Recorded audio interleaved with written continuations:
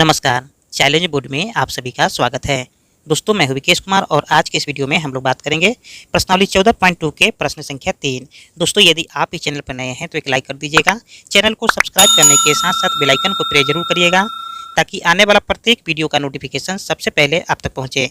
तो आइए अब हम शुरू करते हैं। प्रश्नावली 14.2 के प्रश्न संख्या 3 है। दोस्तों, इस क्वेश्चन में कहा जा रहा है, निम्नलिखित आंकड़े किसी गाँव के 200 परिवारों के कुल मासिक घरेलू व्यय के बटन को दर्शाते हैं।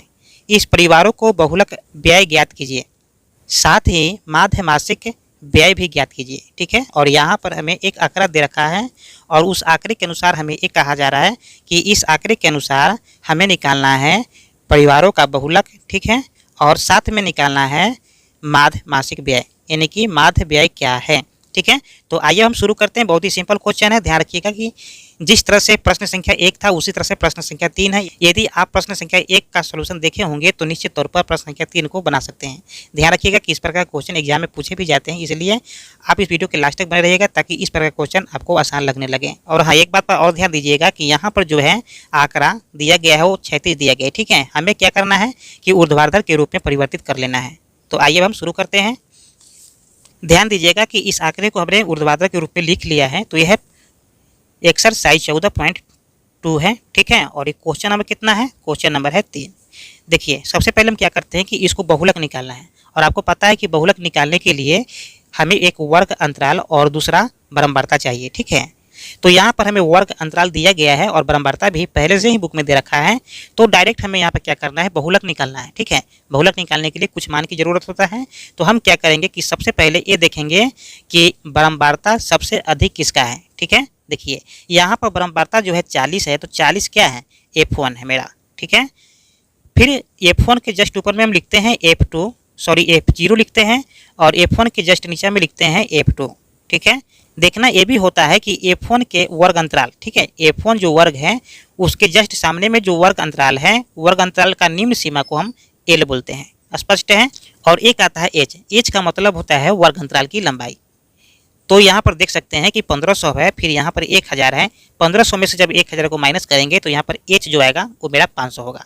ठीक है, तो आइए इन सभी चीज़ों को हम लिख करके सॉल्व करते हैं। देखिए यहाँ पर हम लिखेंगे कि यहाँ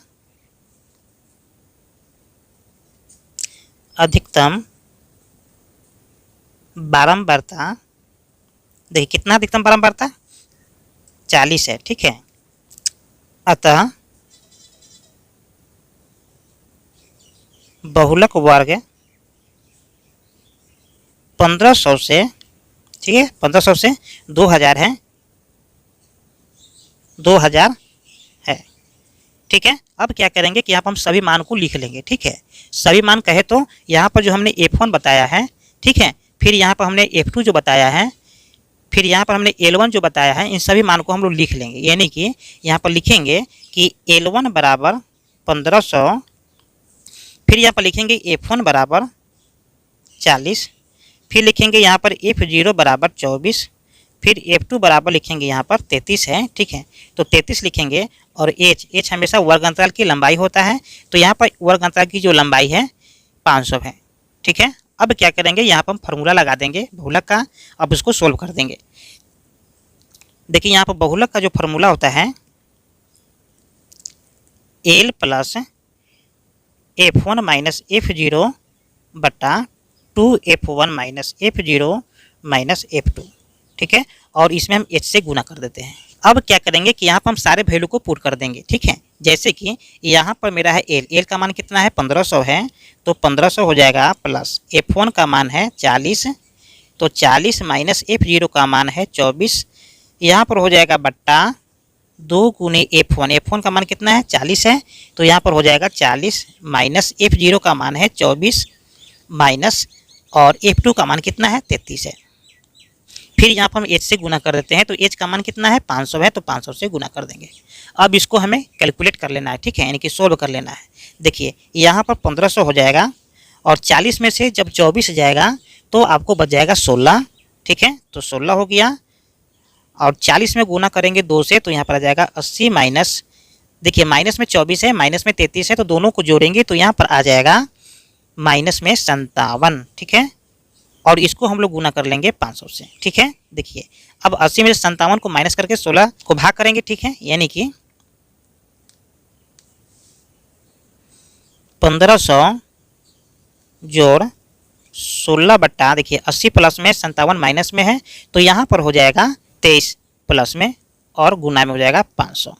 ठीक है, चलिए ध्यान दीजिएगा कि यहाँ पर तो कटने वाला है नहीं, तो हम क्या करेंगे कि 500 में 16 से गुना कर देंगे, जो आएगा उससे हम 23 से भाग करेंगे। ठीक है, यानी कि यहाँ पर हो जाएगा प्लस 16 पचे 80 हो जाएगा, यानी कि 8000 और बट्टा में हो जाएगा 23। ठीक है, अब क्या करेंगे कि 8000 में हम 23 से भाग करेंगे और प्लस कर देंगे, यानी कि यहाँ पर हो जाएगा 100 प्लस, और जब 23 से भाग करेंगे 8000 में तो यहाँ पर आ जाएगा 347.826। अब क्या करेंगे कि इन दोनों को हम ऐड कर लेंगे, तो यहाँ पर हो जाएगा 1847.826। आप चाहे तो इसको ऐड करके देख सकते हैं, इतना ही होगा। ठीक है, लेकिन यहाँ पर एडजेक्ट आंसर इतना नहीं होगा। यहाँ पर इसको एडजेक्ट आंसर बनाने के लिए हमें क्या करना होगा, पॉइंट के बाद तीसरे अंक पर ध्यान देना है। ठीक है, देखिए तीसरा अंक क्या है, 6 है। हमने आपको पिछले वीडियो में क्या बताया था कि जब अगर 5 और या 5 से अधिक हो तो इसके पहले वाले अंक में हम 1 को जोड़ देते हैं, अगर 5 से कम हो तो माइनस कर देते हैं। तो यहाँ पर क्या है, 5 से अधिक है यानी कि 6 है, तो इसके पहले वाले अंक में 1 को जोड़ देंगे, यानी कि 2 है तो क्या हो जाएगा, 3 हो जाएगा। यहाँ पर हो जाएगा 1847 माइनस 83। ठीक है, तो ये हो गया मेरा फाइनल आंसर। साथ में क्वेश्चन में भी ये भी कहा जा रहा है कि इसी प्रश्न को हमें बनाना है माध्य। ठीक है, तो आइए माध्य ज्ञात करते हैं। ये मेरा बहुलक कंप्लीट हो गया है, चलना है उसके लिए हमने जो आंकड़ा है बना लिया है और ये ऊर्ध्वाधर के रूप में है। ठीक है, ध्यान दीजिएगा कि जो आंकड़े हमें दिया गया था उन आंकड़े को हमने लिख लिया है। ठीक है, हमें क्या करना है कि अब निकालना है मध्य बिंदु। देखिए मध्य बिंदु को हमेशा हम एक से दिखाते हैं, और परिवारों की जो संख्या है इसको हम लोग बारंबारता बोलते हैं, तो इसको हम एफ से दिखाते हैं। ठीक है, देखिए मध्य बिंदु निकालने के लिए क्या करना होता है, सबसे पहले ध्यान दीजिए कि मध्य बिंदु निकालने के लिए सबसे पहले हम क्या करते हैं कि वर्ग अंतराल में जो निम्न सीमा और उच्च सीमा होता है इन दोनों को जोड़ देते हैं और बट्टा में 2 कर देते हैं। तो यहाँ भी हमें यही करना है। ठीक है, यानी कि निम्न सीमा है 1000 और उच्च सीमा है 1500। जब इन दोनों को आप जोड़ेंगे तो 2500 आएगा, और 2500 को जब 2 से भाग करेंगे तो आपको आ जाएगा 1250। ठीक है, तो यहाँ पर हो जाएगा 1250। तो ये मेरा हो गया मध्य बिंदु। अब फिर क्या करेंगे, दूसरे वर्ग अंतराल के साथ करेंगे। तो निम्न सीमा है 1500, उच्च सीमा है 2000। तो जब इन दोनों को क्या करेंगे, ऐड करेंगे, तो यहाँ पर आ जाएगा 3500, और 3500 को जब 2 से भाग करेंगे तो यहाँ पर आ जाएगा 1750। ठीक है, अब यहाँ पर क्या करना है कि हमें प्रत्येक वर्ग अंतराल को जोड़ करके 2 से भाग देने की ज़रूरत नहीं है। आप यहाँ से भी अनुमान लगा सकते हैं कि हमें किन आंकड़ों के साथ आगे बढ़ना है। यहाँ पर देख सकते हैं कि 1250 है, यहाँ पर 1750 है, तो इन दोनों में 500 की वृद्धि हुई है। ठीक है, तो आगे भी हम 500 की वृद्धि करते चले जाएंगे। तो यहाँ पर जो है 1750 है, तो 500 जब वृद्धि करेंगे तो यहाँ पर हो जाएगा 2250। ठीक है, यहाँ पर है 2250, जब इसमें 500 और ऐड करेंगे तो यहाँ पर हो जाएगा 2750। ठीक है, फिर इसमें 500 ऐड करेंगे तो यहाँ पर हो जाएगा 3250, फिर हो जाएगा 3750, फिर हो जाएगा 4250, फिर हो जाएगा 4750। ठीक है, चलिए तो इस तरह से मेरा मध्य बिंदु निकल करके तैयार हो गया है। अब क्या करेंगे, हमें निकालना है यू का मान। देखिए यू के मान को निकालने के लिए इसका एक स्पेशल फार्मूला है कि x माइनस ए बटा एच। ठीक है, और जहाँ पर ए जो है मेरा कल्पित मान है और एच जो मेरा है वर्ग अंतराल की लंबाई है। ठीक है, जब इस फार्मूला पर हम वैल्यू को पुट करेंगे तो हमें यू का मान आ जाएगा। लेकिन हमें इस फार्मूला से कुछ लेना देना नहीं है, हमें क्या करना है कि एक ट्रिक के साथ आगे बढ़ना है। तो आइए उस ट्रिक को हम जानते हैं। ध्यान दीजिएगा कि मध्य बिंदु में जाएंगे, किसी भी एक मान को हम ए मान लेंगे, यानी कि कल्पित मान मान लेंगे। ठीक है, तो मान लेते हैं कि इसमें किसी भी मान को आप मान सकते हैं, लेकिन हम क्या करेंगे, हम मध्य बिंदु को मानेंगे। ठीक है, यानी कि यहाँ पर 8 वैल्यू टोटल है, तो हम क्या करेंगे कि यहाँ पर या इसको या फिर इसको मान लेंगे। ठीक है, कोई दिक्कत नहीं होगा। चलिए हम इसको मान लेते हैं ए। ठीक है, तो ए मेरा हो गया कल्पित मान। अब जिसको हमने ए माना है उसमें क्या करेंगे, यू का मान 0 डाल देंगे। ठीक है, और जब ऊपर में मान डालना हो तो माइनस में 1 करेंगे, फिर माइनस में 2 करेंगे, फिर माइनस में 3 डालेंगे। ओके, चलिए अब हम क्या करेंगे कि 0 के जस्ट नीचे जब बढ़ेंगे तो यहाँ पर प्लस में 1 हो जाएगा, फिर प्लस में 2 हो जाएगा, प्लस में 3 हो जाएगा, और यहाँ पर प्लस में 4 हो जाएगा। स्पष्ट है? चलिए तो इस तरह से मेरा क्या हो गया, इस तरह से मेरा यू का भी मान आ गया। अब हमें निकालना है एफ यू का मान। देखिए एफ यू के मान को निकालने के लिए क्या करना होता है, सबसे पहले एफ के जो वैल्यू है, ठीक है, यानी कि बारंबारता, और यू का जो मान है जो अभी अभी हमने निकाला है, इन दोनों में क्या करेंगे, गुना कर देंगे तो मेरा एफ यू का मान आ जाएगा। ठीक है, तो यहाँ पर क्या है, देखिए एफ का मान 24 है और यू का मान कितना है, माइनस में 3 है। तो 24 में गुना करेंगे -3 से, तो यहाँ पर आ जाएगा 72। ठीक है, माइनस में हो जाएगा 72। फिर क्या करेंगे, 40 में 2 से गुना करेंगे तो यहाँ पर आ जाएगा माइनस में 80। फिर 33 में गुना करेंगे -1 से, तो यहाँ पर आ जाएगा माइनस में 33। और 28 में जब 0 से गुना करेंगे तो आ जाएगा 0। फिर उसी तरह से 30 में गुना करेंगे 1 से, तो यहाँ पर आ जाएगा 30। फिर 22 में गुना करेंगे 2 से, तो यहाँ पर आ जाएगा 22 दूना 44। फिर 16 में गुना करेंगे 3 से, तो 16 तिया 48 आ जाएगा। और 7 में गुना करेंगे 4 से, तो 7 चौका 28 हो जाएगा। ठीक है, तो इस तरह से आप देख सकते हैं कि इस ग्राफ के सारे मानों को हमने निकाल दिया है। अब यहाँ पर क्या करते हैं, सिग्मा एफ और सिग्मा एफ यू निकालते हैं। यहाँ पर जो मेरा कॉलम है इसमें सभी एफ का मान है और हम क्या करेंगे, सिग्मा एफ निकाल देंगे। देखिए सिग्मा का मतलब होता है जोड़, यानी कि ऐड करना।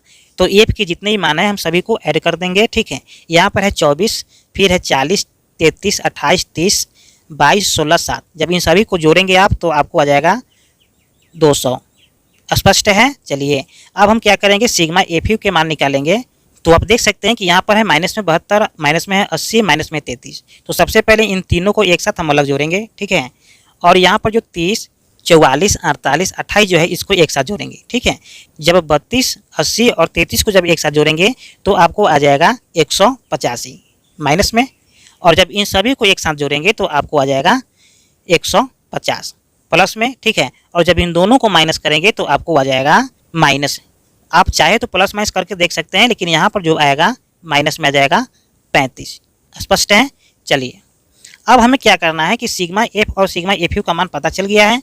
अब यहाँ पर हमें सीधे निकालना है माध्य। तो यहाँ पर हम लिखेंगे कि चूँकि माध्य, और माध्य को हम लोग x बार से दिखाते हैं, और इसका फॉर्मूला होता है a plus sigma F you बट्टा सिग्मा एफ। ठीक है, और गुने h।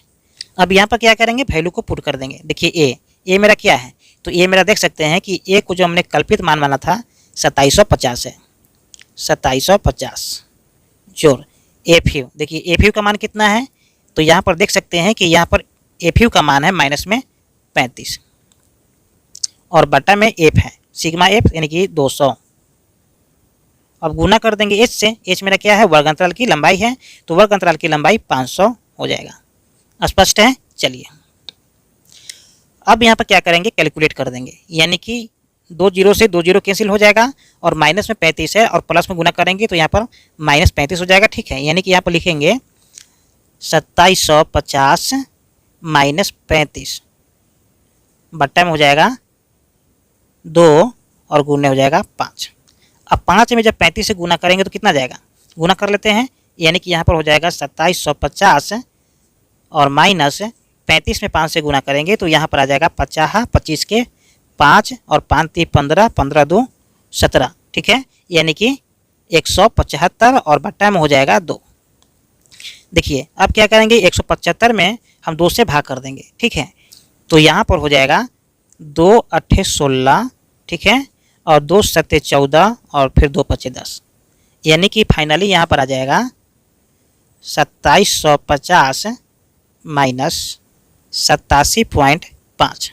ठीक है, और जब इन दोनों को आप माइनस करेंगे तो आपके पास में आ जाएगा 2662.5। ठीक है, तो ये हो गया मेरा फाइनल आंसर। उम्मीद करते हैं कि ये वीडियो आपको समझ में आ गया होगा। फिर मिलते हैं एक और नए वीडियो में, तब तक के लिए जय हिंद।